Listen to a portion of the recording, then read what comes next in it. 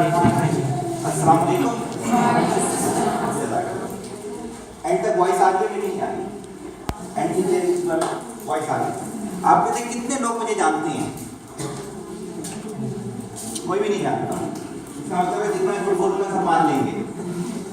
थोड़ा सा मैं अपना तारुफ करवा देता हूँ आप लोगों को। एशिया नंबर 1 कहते हैं मुझे, वर्ल्ड नंबर 7 कहते हैं। 14,000 से ज्यादा लेक्चर है, 40 से ज्यादा बुक्स हैं। मेरे बारे में बताया जाता है I have a clean personality. सही होगी। अब आपका जो टाइम शुरू हो रहा है, टाइम क्या है? अगर किसी बार बहुत है मुझे बता दें टाइम है 9:25। 9:25। अब से लेकर अगले 3 घंटे इंशाल्लाह आपकी जिंदगी के नायाब तरीन 3 घंटे होंगे। अगर नहीं होंगे तो फिर क्या होगा? मैं आपसे सॉरी करके मांगना चाहूंगा। सही होगी बात? इसके लिए जो मेरी एक्सपर्टीज है, जिसकी वजह से मैं वर्ल्ड में मशहूर हूँ, उसी वजह से मुनीर ने मुझे यहाँ बुलाया है और मेरी कोशिश ये होती कि वो मैं डिलीवर करके आऊँ। आज आपके लिए जो टॉपिक लेकर आया हूँ वो है personality development according to the teacher. अब यहाँ पे कुछ चीजें जो है ना वो बहुत ज्यादा समझने वाली हैं। सबसे पहली चीज तो ये कि बेस्ट टीचिंग स्टाइल क्या होता है। आपने मुझे बताया बेस्ट टीचिंग स्टाइल क्या होता है? कोई भी एक बता, कोई best teaching style good behaviour, कोई और बता दे। Very good. इसलिए मैं बेस्ट टीचिंग स्टाइल जो होता है वो होता है डायलॉग टीचिंग। मेरे नबी ने भी ये अडॉप्ट किया था। रिचर्ड फेमन की आपको एक स्टोरी सुनाता हूँ। बहुत बड़ा नाम है फिजिक्स का, QED क्वांटम इलेक्ट्रोडायनामिक्स का बहुत बड़ा नाम है। उसने इसी तरह जैसे मुनीर ने मुझे यहाँ एंगेज किया, 12 लेक्चर की एक सीरीज करवाई है। वो सीरीज बहुत हिट गई, प्रोफेसर सुनने के लिए आया, उसे बहुत बड़ी पेमेंट मिली, सब कुछ। लेकिन जब उसने अपना एनालिसिस किया तो उसे ये पता चला कि आउटपुट कुछ भी नहीं था। बेस्ट आउटपुट जो होता है वो 60% होता है वर्ल्ड के अंदर। एफिशिएंसी आज तक जितना अच्छे इंजन बने हैं उसकी बेस्ट एफिशिएंसी 60% है। आपका भी आउटपुट यही होना चाहिए। उसने एनालाइज किया कि क्यों ऐसा हुआ। मैंने इतनी जान से लेक्चर दिए थे और मैं इतना वर्ल्ड का बड़ा नाम था, मेरे लेक्चर अच्छे क्यों नहीं गए, आउटकम अच्छा क्यों नहीं था? वजह ये थी कि प्रोफेसर आते थे, सुनते थे, चले जाते थे, डायलॉग नहीं करते थे। अगर आप लोगों ने इस 3 घंटे से कुछ लेके जाना है तो आपको क्या करना पड़ेगा? मेरे साथ डायलॉग करना पड़ेगा। 70,000 से ज्यादा किताबें मैंने रीड की हैं। 23 घंटे पढ़ता था, 1 घंटे सोता था, 18 साल कैसे गुजारे हैं। तो क्या होगा? अगर कुछ लेना है तो मेरे साथ आपको डायलॉग करना पड़ेगा। हम शुरू करते हैं। मैंने बोलना क्यों शुरू किया? मुझे यूएनओ ने इतनी अच्छी पोस्ट दी थी, मुझे सब कॉन्टिनेंट दिया हुआ था, मैं क्यों इधर आ गया? मलिक जैसे कटर उबलने में यहाँ क्यों आ गया? इस चीज के साथ वजह ये थी, मैंने यहाँ पर देखा कुत्ता और बच्चा साथ बैठ के खाना खा रहे थे। मेरा इलाका है यार, मेरा इलाका, ये क्या हो रहा है कि एनिमल के साथ, वो भी ऐसे एनिमल के साथ दोनों सेम रोटी खाते, सेम घर से। दैट्स व्हाई मैंने बोलना शुरू किया। फिर मैंने कहा नहीं, इस इलाके का हक मेरे पे सबसे ज्यादा है। जब मैंने देखा डबल रोटी बेचने वाला झूठ बोल के बेच रहा था, मैंने उससे कहा ऐसा क्यों कहते हैं? इसी तरह से चीजें बिका करती हैं। इनके यार ऐसा तो नहीं होता। मैंने तो फॉलो किया अख्तर अब्दुल रहमान को, उरंगी पायलट प्रोजेक्ट वालों को, शायद तो भी आपने नाम सुना हो। PhD से जब अपने इलाके में एक दफा उतरे तो उन्होंने देखा एक लड़का दूसरे लड़के को गाली दे रहा था। उसने जाके कहा कि क्यों देते हो गाली? कहता मुझे तो आता ही है। तो उसने कहा ये इस बच्चे का कसूर नहीं है, अख्तर अब्दुल रहमान का कसूर है। उसके बाद आप जाके देखिए उरंगी पायलट प्रोजेक्ट जो है एशियन बैंक में पढ़ाया जाता है, वर्ल्ड में उसकी एग्जाम्पल दी जाती है। आज गर्ल्स कॉलेज में सेकंड हाईएस्ट परसेंटेज जो जाती है वो उरंगी गर्ल्स कॉलेज में जाती है। दैट्स व्हाई सलीम ने बोलना शुरू किया है। ये तो एक इंट्रो था जहां से मैंने शुरू किया है। अब हमारी स्लाइड शुरू होंगी और मुझे बहुत खुशी होगी कि हम साथ साथ चलना शुरू कर दें। हमारा जो आज का लेक्चर है ये 2 हिस्सों में डिवाइडेड है। एक हिस्सा जो होगा वो होगा पर्सनैलिटी का, एक हिस्सा होगा वो होगा एजुकेशन का। मैं स्लाइड को भी साथ साथ समझाते हुए जाऊंगा। अगर राइट साइड को आप देखें तो ये लिखा है some people feel the rain other just get wet. जब बारिश हो रही होती है आप लोग बाहर निकलते हैं, सारे निकलते हैं, देखते हैं जो बड़े होते हैं ना वो शेल्टर ले रहे होते हैं, किसी जगह ऐसे कर रहे होंगे, किसी जगह जो बच्चे होते हैं वो ऐसे कर रहे हैं, एंजॉय कर रहे होते हैं उसको इस चीज के लिहाज से। अगर आपने इल्म लेना है तो आपको बच्चा बनना पड़ेगा। आपको ये भी पता होगा कि में रवायत है, बाकायदा फरमाया गया कि बच्चों की 5 खुसूसियात ऐसी हैं जो नबियों में भी थी।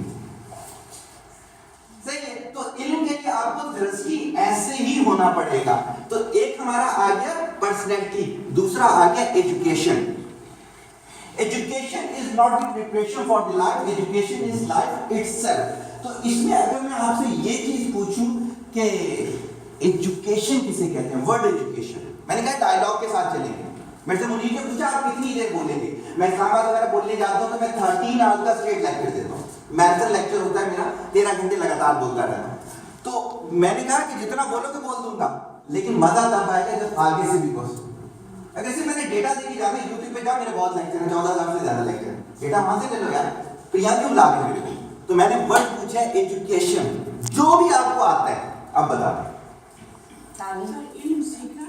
इल्म सीखना, तर्जुमा हो गया, ट्रांसलेशन, डेफिनेशन, नॉलेज। नॉलेज और एजुकेशन दो डिफरेंट वर्ड, इस वजह से डिक्शनरी में डिफरेंट पोजीशन पर है। वेरी गुड, बहुत अच्छी चीज है इस चीज के लिहाज से, बहुत अच्छी। देखिए आंसर दिया, आप एक स्टेप आगे आ गए, आंसर दिया आप बहादुर हो गए, सही हो गई इसलिए, तो एक स्टेप आगे तो आप आएंगे। अब हर किसी ने जैसे परसीव किया, जैसे मैं ये कहता हूँ कोई शख्स दुनिया में झूठ नहीं बोलता, ये मेरी ऑब्जर्वेशन है, मेरी बुक है विजुअल फिलॉसफी, उसमें मैंने लिखा है कि कोई शख्स दुनिया में झूठ नहीं बोलता, वो अपना आप बता रहा होता है, वो उसको इस तरह से समझते हैं। एग्री? एजुकेशन क्या चीज होती है और टीचर कौन होता है? किसी चीज को समझना आ गया, इंफॉर्मेशन आ गया, उसे परसीव कर लेना, एक्ट करना, ये एजुकेशन। टीचर और स्टूडेंट में क्या फर्क होता है? स्टूडेंट यहां तक होता है, डेटा है, परसीव किया, एक्ट किया। टीचर को कम्युनिकेट करना भी आना चाहिए, एक स्टेप आगे होता है। हर अच्छा टीचर लाजमन अच्छा स्टूडेंट भी होगा। अगर वो अच्छा स्टूडेंट नहीं होगा तो बहुत मुश्किल है कि वो हमें अच्छा टीचर नहीं नजर आए। मिसालों के साथ साथ चलेंगे आपको। शतरंज की मिसाल लेते हैं, आपने किसी शतरंज खेलने आते हैं? इसको भी मसला नहीं, क्रिएटिविटी के लिए बहुत अच्छा गेम है, लेकिन नाम के साथ हराम आया, खेलना भी नहीं चाहिए। शतरंज की चालें अगर आपको नहीं आती तो आप शतरंज नहीं खेल सकते, इसलिए कि जब तक चालें नहीं आएंगी, जैसे ग्रामर है, ग्रामर आपको आती है, आप इंग्लिश कैसे लिख सकते हैं, लेकिन अगर आपको शतरंज की सारी चालें आती हैं, ग्रामर सारी आती है, तो लाजमन नहीं है कि आप अच्छी शतरंज भी खेलें। इसका मतलब है ये जो वर्ड अच्छा है, ये उससे आगे की कोई चीज। पहला स्टेप डेटा पूरा होना चाहिए। क्रिकेट खेलते हैं अगर आप, तो क्रिकेट का सारा पता होना चाहिए आपको, सारे क्रिकेटर्स को पता होता है, लेकिन हर कोई तो अच्छा नहीं होता, हर कोई तो शेख अख्तर नहीं बनता, हर कोई तो सही रन नहीं बनता। क्या होता है, इससे आगे भी होता है क्या, उसको डिफरेंट तरीके से यूज करना, ये एक आर्ट होता है। ब्रशेस सबके पास होते हैं, पेंट सबके पास होता है, हर कोई जो है वो आर्टिस्ट क्यों नहीं बन जाता? अगर आपको याद हो पिकासो वगैरह की बात, पिकासो तो मुझे एक वाकया याद आ गया कि उससे किसी ने कहा कि ये आप जो इतनी जल्दी पेंटिंग कर लेते हो 3 मिनट में, और जो इतनी महंगी बिक जाती है, तो कहते हैं 3 मिनट में करने के लिए मैंने 30 साल लगाए, तब जाके ये क्या आता है, ये आर्ट आता है। इसी तो बहरहाल हम एजुकेशन और पर्सनैलिटी को लेके चलेंगे और उसमें देखेंगे कि आप हमें कितना सपोर्ट करते हैं। अगर आपने कोई भी क्वेश्चन करना होगा तो मुझे खुशी होगी। कोई क्वेश्चन? कोई क्वेश्चन नहीं है। इसका मतलब तो ये हुआ कि अभी तक हमारा लेक्चर ज्यादा नहीं है।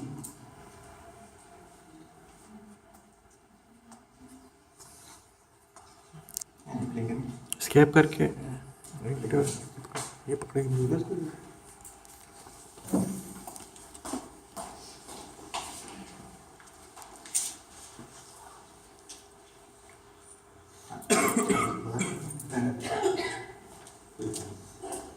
ये वीडियो आप देखिए और मुझे कमेंट्स करेंगे। एक आती है हंगेरियन आर्मी और वो उस कंट्री का बेस्ट पिस्टल शूटर था।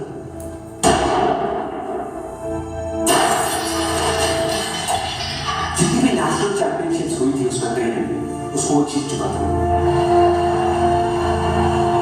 और सबको ऑलमोस्ट कंफर्म था कि 1940s में जो ओलंपिक्स होने वाले हैं उसमें गोल्ड मेडल कैथरी को ही मिलेगा। उसने सालों से ट्रेनिंग करी थी। उसका एक ही सपना था, एक ही फोकस था कि मुझे अपने इस हाथ को दुनिया का बेस्ट शूटिंग हैंड बनाना है, बेस्ट बनाना है, बेस्ट बनाना है और वो कामयाब हो गया। उसने बना लिया बेस्ट शूटिंग सिर्फ 2 साल का था।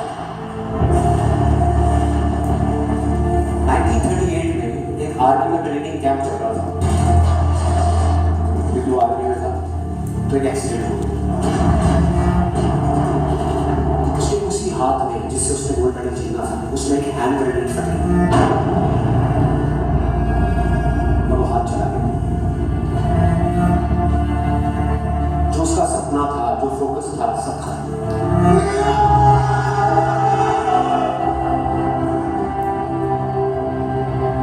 उसके पास 2 रास्ते थे, एक तो ये कि वो बाकी की पूरी जिंदगी होता रहे और कहीं जाकर कहीं छुप जाएगी,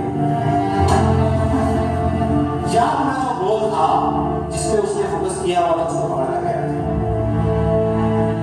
तो उसने फोकस किया उस पे नहीं जो चला गया था उसके पास नहीं था, उसने फोकस किया उस पे जो उसके पास था।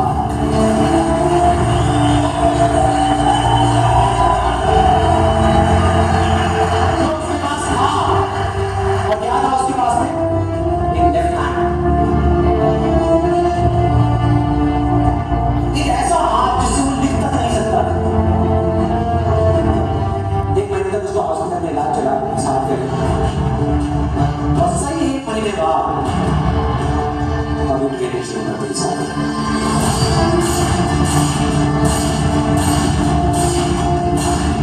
ट्रेनिंग के 1 साल बाद मतलब कि 1939 में वो वापस आया। नेशनल चैंपियनशिप्स हो रही थी और बाकी भी बहुत सारे डिस्ट्रिक्ट्स थे वहाँ। उन्होंने जा करके उसको कॉन्ग्रेचुलेट किया, कहा कि यार देखो ये होता है जज्बा, ये होती है स्पोर्ट्समैन स्पिरिट कि इतना सब कुछ होने के बाद भी तुम यहाँ पर आए हो हमको देखने के लिए और हमारा हौसला बढ़ाने के लिए। किसी को नहीं पता था कि वो 1 साल से अपनी ट्रेनिंग करा था लेफ्ट हैंड की। उसने जवाब दिया मैं यहाँ पर तुम्हारा हौसला बढ़ाने के लिए आया, तुम्हारे साथ कॉम्पीट करने आया, तुमसे लड़ने आया हूँ, तैयार हो जाओ। कॉम्पिटिशन हुआ, बाकी सब वहाँ पर जितने भी लोग थे वो कॉम्पीट कर रहे थे अपने बेस्ट हैंड से, ये कॉम्पीट कर रहा था अपने ओनली हैंड से, ओनली हैंड से।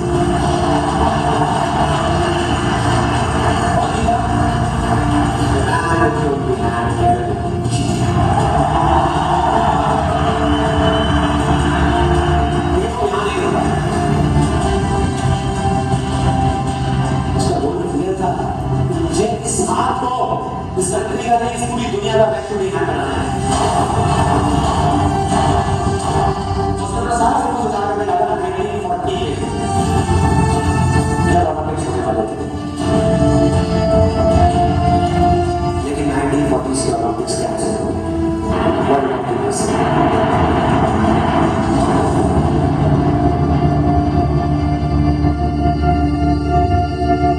उसने सारा फोकस उठा कर कहाँ हो गया 1944 में जो ओलंपिक्स होने वाले थे उसके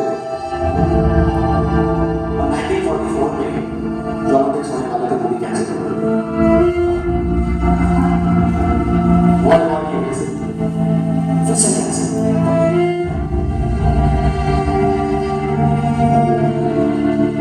उसने अपना सारा फोकस उठा कर डाल दिया 1948 के ओलंपिक्स।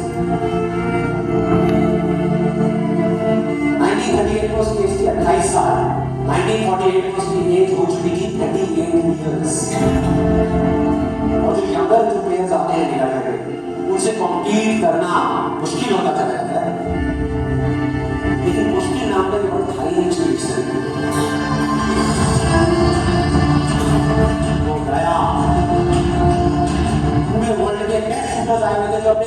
हैंड से कम्पीट कर रहा था और ये अपने ओनली हैंड से कम्पीट कर रहा था। और कौन जीता? Man with the only hand.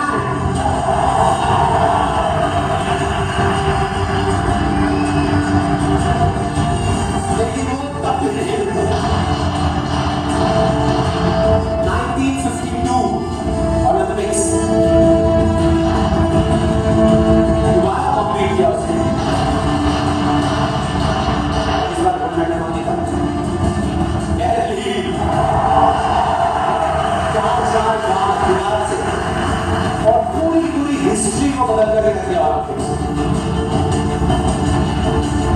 इस पर्टिकुलर कॉम्पिटिशन के। उससे पहले किसी के एथलीट ने लगातार 2 मेडल्स नहीं जीते।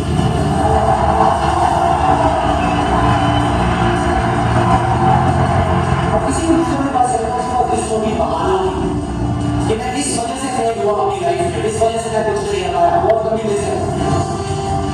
और उसी तरह विनर के पास चले जाओ, उसके पास में 1000 वजह होगी वो ना करने की जो वो करना चाहता है, सिर्फ एक वजह होगी वो करने की जो वो करना चाहता है, और वो कर सकता है।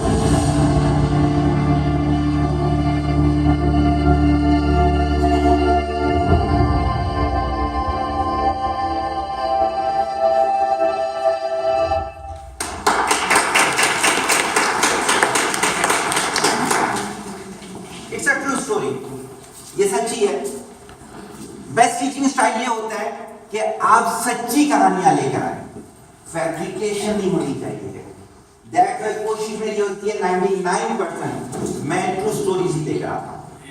7 मिनट की कहानी देख ली, क्या हासिल किया? 4 आंसर मुझे कोई भी डिफरेंट जगह से दे दे। Motivation, spirit, Lots of things are because if you say that in our life, if you use word can't, अब अगर आप अपनी जिंदगी के अंदर can't word जिस दिन use कर दिया, so you really can't do anything else in our life. I think so. This will be very important. if you think you can, you can. If you think you cannot, you cannot. I can do. Okay, thank you. बहुत अच्छी चीज है ये। अब इसको थोड़ा सा और लेके चलते हैं, मैंने इसमें से क्या किया। देखिए, एक ने कहा कि मोटिवेशन क्या होता है, मोटिवेशन इसमें से ली। किसी ने मुझे ये कहा, किसी जगह पे मैं बोल रहा था, उन्होंने ये कहा कि मोटिवेशन तो ये होती है कि जैसे पानी को उबाल दे देते हैं ना, उसको मैं छोड़ो दोबारा नहीं किया। कहते हैं आप मोटिवेशनल स्पीकर कहते हो अपने आप को, ऐसा नहीं होना चाहिए।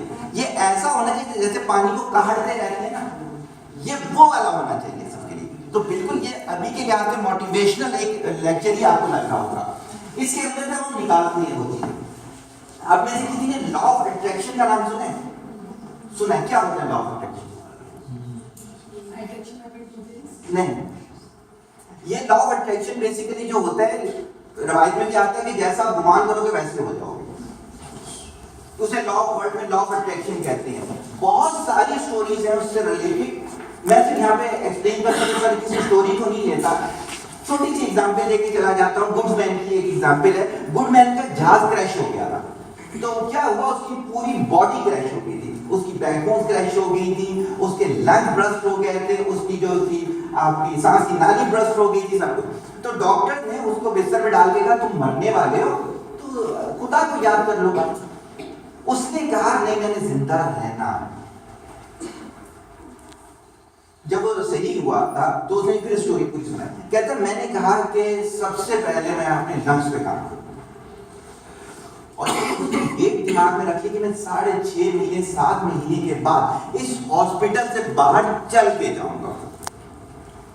कहता डॉक्टर उस दिन हैरान हो गए। 11वें दिन जो मेरे लंग्स बर्स्ट हो चुके थे, उन्होंने काम करना शुरू किया। उस वक्त डॉक्टर ने उसे हाथ भी नहीं लगाया, उसने कहा ये मरने वाला है। फिर उनको कुछ उम्मीद हुई तो उन्होंने उस पर काम करना शुरू किया।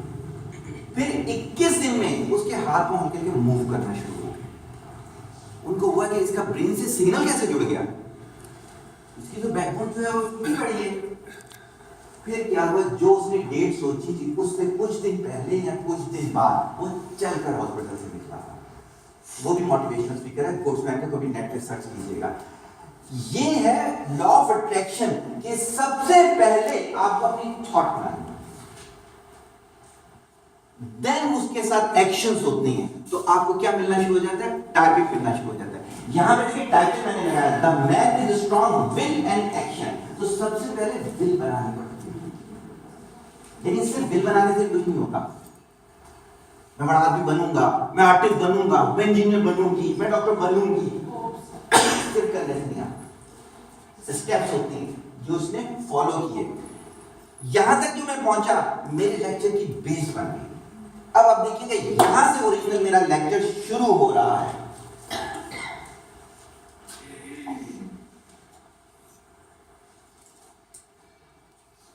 सही हो गया, हम पहुंच गए अपने टारगेट तक, personality. What is the meaning of personality? कोई भी मुझे बता दे जो उसके ध्यान में होगा, कोई ऐसी बात नहीं। बिल्कुल नहीं। शख्सियत एक चीज होती है ट्रांसलेशन, एक होती है डेफिनेशन। तो डेफिनेशन बता दी कि मैं भी पाकिस्तान का ही उर्दू मीडियम में हूँ, मुझे अक्सर आती है definition. Facts of thought, awareness, और कोई अच्छी सी डेफिनेशन। जब पढ़ा रहे होते हैं ना, जब मैंने पढ़ाना शुरू किया 24 साल का मेरा पढ़ाने का सफर है, 40 कंट्रीज के मेरे रिकॉर्ड ब्रेकर स्टूडेंट हैं, पाकिस्तान के भी कई रिकॉर्ड ब्रेक हुए में। मैं क्या करता था, एक डेफिनेशन लेता था बुक की, एक डेफिनेशन देता था आपने। हमेशा जो पेपर था ना वो लिखाया था। इंटर बोर्ड में जाइएगा, आज भी मेरे स्टूडेंट की कॉपीज वहां प्रिंट करके लगाएंगे, कहते हैं यूनिक कॉपीज। जैसे आप लोगों ने न्यूटन लॉज पढ़े होंगे, न्यूटन लॉज ऑफ मोशन सभी ने पढ़े होंगे जितने साइंस के बैठे हैं। शायद आप में से 1% को भी ये नहीं पता होगा वो न्यूटन के नहीं थे, वे एनुअल कांट के थे। उस दौर का एक फिलोसोफर था 17वीं सदी का एनुअल कांट, उस लॉज उसके थे, इसने उसकी मैथमेटिकल फॉर्म दी। अब जब आपने न्यूटन लॉज ऑफ मोशन पढ़ने हो ना, तो सबसे पहले एनुअल कांट के लॉज पढ़ने पड़ते हैं, उसके बगैर वो समझ ही नहीं आता। बात शुरू की थी मैंने कहा से कि जब भी डेफिनेशन थे, एक एडॉप्टेड थे डिक्शनरी किसी भी रजिस्टर्ड बुक की, एक आप अपनी खुद बनाए। जब तक आप अपने दिमाग को इस्तेमाल नहीं करेंगे तो क्रिएटिविटी नहीं है। अच्छा, पर्सनैलिटी को मैं यहाँ पर लेकर आया हूँ एक अपनी डेफिनेशन के साथ। When we saw the will, then to read the thought. सबसे पहले क्या होता है, will आती है। will आई मुनीर की यहाँ चेंज आना चाहिए आपके दायरे में, तो इसके अंदर थॉट्स आएंगे, तलाश करो वो कौन सा है, तो ये मेरे तक आया। When we saw the will, then you read the thought. When we saw the thought, then you read the action. जब थॉट्स होती हैं तो एक्शन।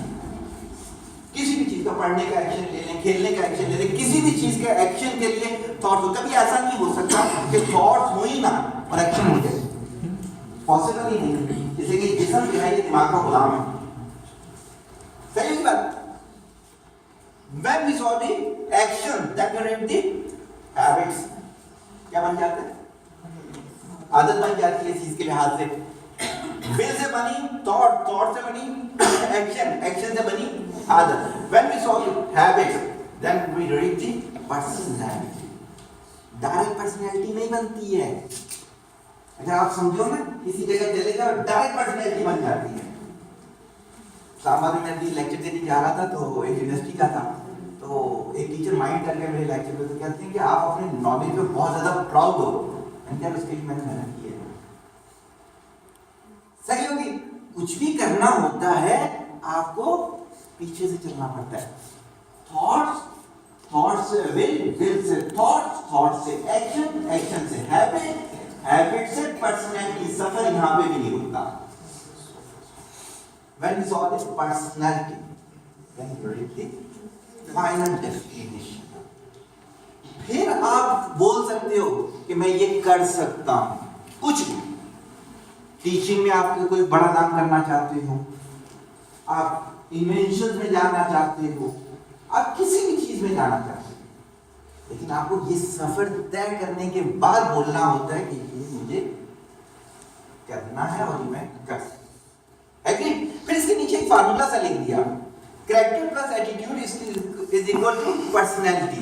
मुझे कैरेक्टर बता दें, मुझे एटीट्यूड बता दें, पर्सनैलिटी तो मैं ऊपर बता चुका हूं। कैरेक्टर किसे कहते हैं? Translation are not allowed.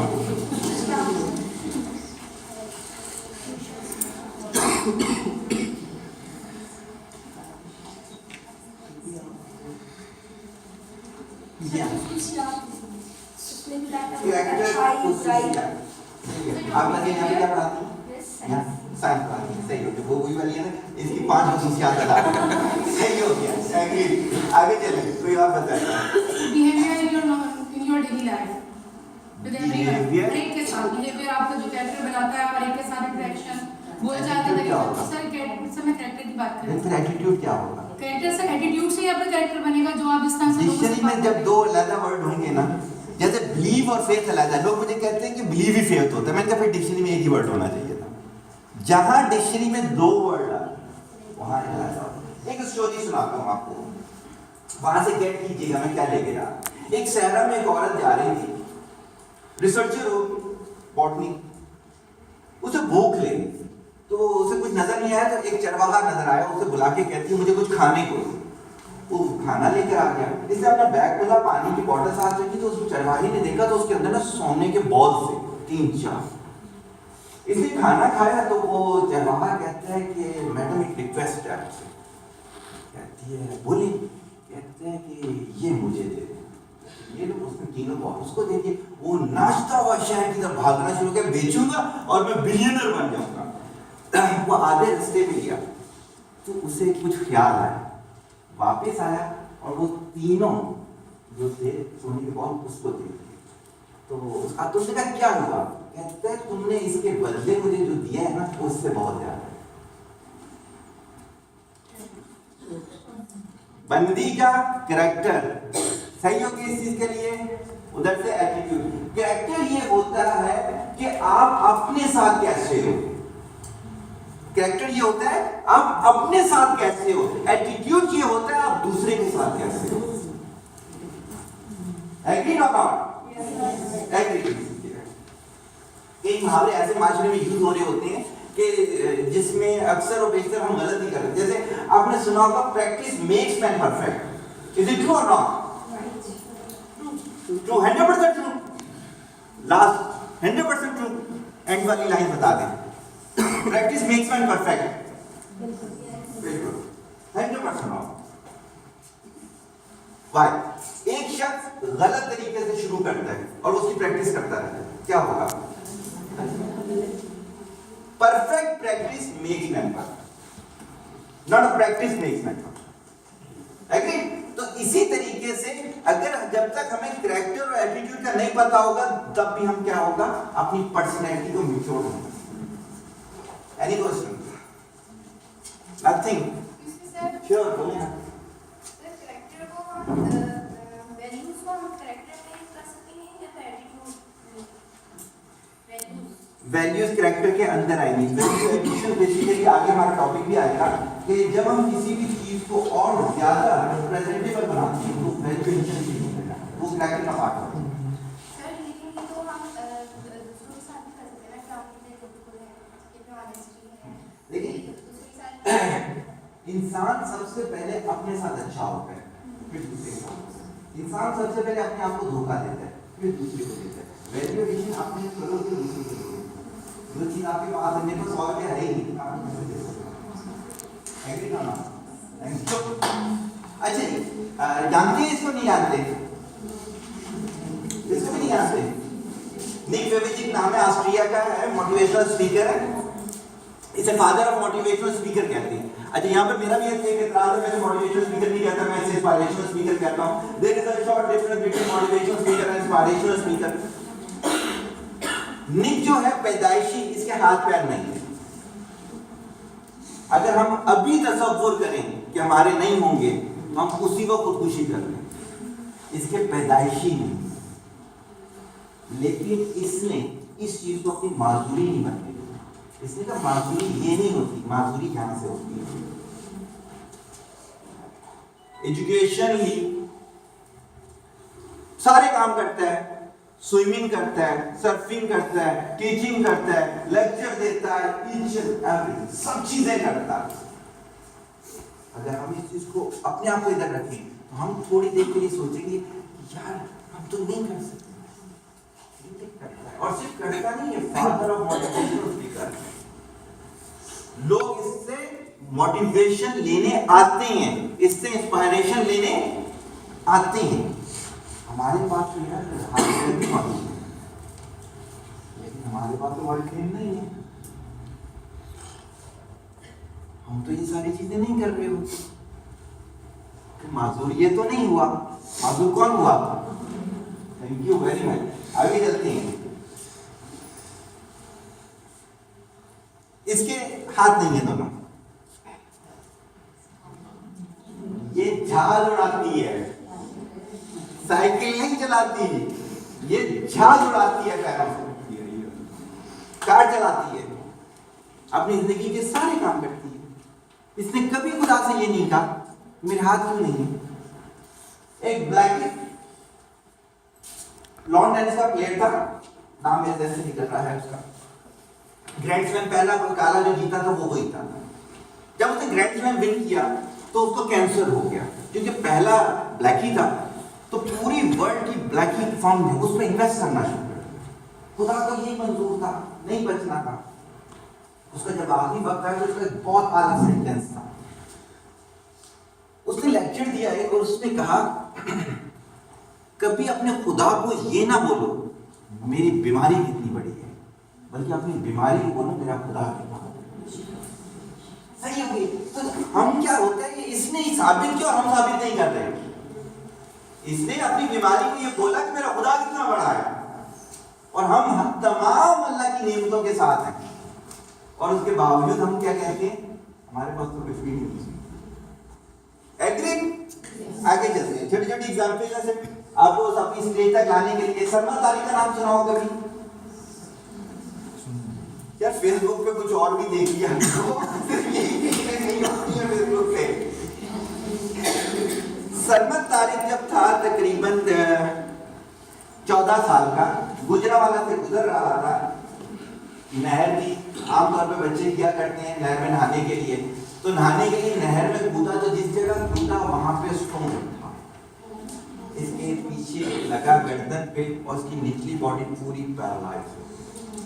11 महीने बेड पे रहा ये, लेकिन इसने वहां ये सोचा कि मैंने माजूरी वाली जिंदगी नहीं गुजारी। वहां से इसने एफर्ट किया। आज ये भी मोटिवेशनल स्पीकर है। वर्ल्ड की जो रेस होती है उसको कंपीट करता है, कार रेस को कंपीट करता है, हर चीज करता है। ये सब मिसालें आपको देने का मकसद ये है कि आम तौर पे ऐसों को हम देख के क्या करते हैं, तरस खाते हैं। हालांकि हमें तो अपने में तरस खाना चाहिए। इन लोगों